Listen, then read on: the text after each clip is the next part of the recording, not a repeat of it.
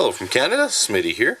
Today I've got a brown bag MRE, a meal ready to eat, menu number 10, tuna with noodles. This bad boy, unfortunately, will be a very short review, because what I didn't notice was that. So yeah, that's kind of a bummer anyway. So the brown bag MREs came into existence at the beginning of time, 1981. Before 1988, they didn't have the menu numbers written on the side. So I know that this is somewhere between a 1988 and a 1995. These guys don't have peelable seals, but they do have tear notches. But in the interest of science, I'll just cut down the back. I'm actually pretty stoked about checking this thing out. I've never had a very old MRE. Now that we got the pack open, we can take a look at the date. It's got a 2, so it's going to be a 1992. The beverage base powder, crackers. We got an MRE spoon, chocolate nut cake, the tuna with noodles, a cheese spread, a brown bottle of Tabasco. One thing that is kind of alarming out of this pack so far, aside from the mouse hole, is that it's relatively scuffed up. So I had some suspicions that maybe perhaps this thing was stored loose for a while, it kind of moved around, jumped onto shelves. Like if it was fresh out of the pack, it wouldn't be so beat up. And kind of my suspicions are kind of being piqued, I guess, is that there's a lot of loose, discolored, what looks like sugar in here. The matches look like they got wet at some point. So, well, I guess we'll see how she looks. Nothing else is bloated, though. Everything's pretty sealed. There's no mouse holes, so I might take back what I said about not trying something, but I will be kind of moving ahead a little carefully just because of the unknown history of this guy. It could have sat in a desk drawer for 15 years. So now that we got the accessory pack open, we see we got a pack of Domino's sugar, we got our Fapkins, matches with the rusty staple, that's seen something, non-dairy creamer, wet nap, our taster's choice, yeah, and then this pack of iodized salt is just a mess, and the gum kind of has a little bit of a weird color to her, so that's kind of weird looking. It's kind of turned into a gigantic crystal down near the bottom, so great. No coffee tonight. Look at that plate. The pack of non-dairy creamer's got a bit of a stain to it, but it is loose in here. It just smells kind of odd. I would almost say like crayons. Our matches, the compound is actually sticking to the box. Still though, good to go. And our sugar is lumpy.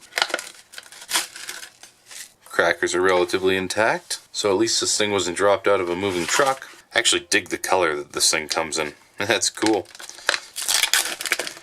There's your chocolate nut cake. Oh boy. Ooh. Oh man, yeah. So that right there is some peanut butter colored cheese, and oh man. Oh frick. Oh boy. I tell you what. Whew, that made my eyes water. We'll just get some of that out there for you to stare at. Oh, CT, why did you send me this? Oh, wet nap is moist and slightly strong. Not quite a 1 napkin strength test.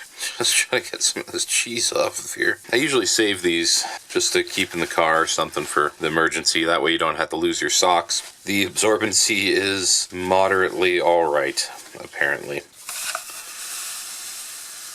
Beverage base powder looks excellent.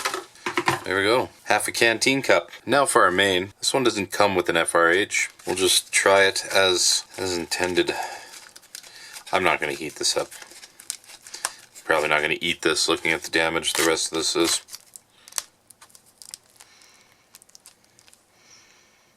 Yeah, there's some funky smell with that, I tell you. And I'm not just speaking about people that don't like tuna, because I do. I guess this thing was never meant to be heated up by the looks of it. Oh man, you know what? I probably would have really enjoyed this ration back in the old days. Not that I would have had the opportunity in '92. The current tuna MRE is actually alright if you ignore the mayo. It's gross. There's actually a decent amount of food in this. Oh, no, I'm just not going to try it. Not only do you have tuna, you also have these egg noodles. You got peas. There's apparently some corn in here. Dehydrated cream cheese and cheese culture. Yeah, that's probably what I'm smelling. Oh, no.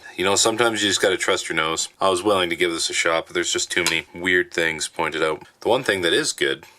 Oh, is that ever good? That is so much better than the current MRE orange non-fruit drink powder. While I was pulling this out of the pack, I did try this. And you know, it's very near being okay. It's only when you start swallowing it where you start getting that weird sensation in the back of your throat.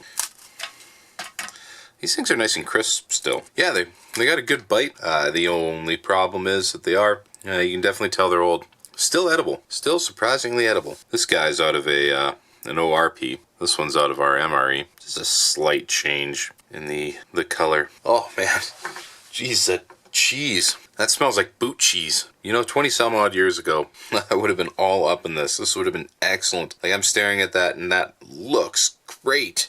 It just doesn't smell good. You know, I know we get free healthcare up here, but that's not worth it. Boys and boyettes, dudes and dudettes, thank you guys for coming by and taking a look at this. Sorry I don't really have anything very exciting to show you with it other than this is what it looks like.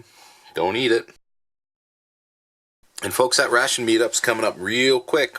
August 17th down in Simpsonville, Kentucky. I've got my flight booked and CT's gonna pick me up in the Toronto airport and we're gonna bomb down there. We'll see how he drives. I don't know. I mean, as a professional trucker, I might need to take the wheel from him and, you know, just make sure we get there all right. Heaven forbid we have to stop somewhere for pizza and then there's an impromptu pizza challenge that I will inevitably win.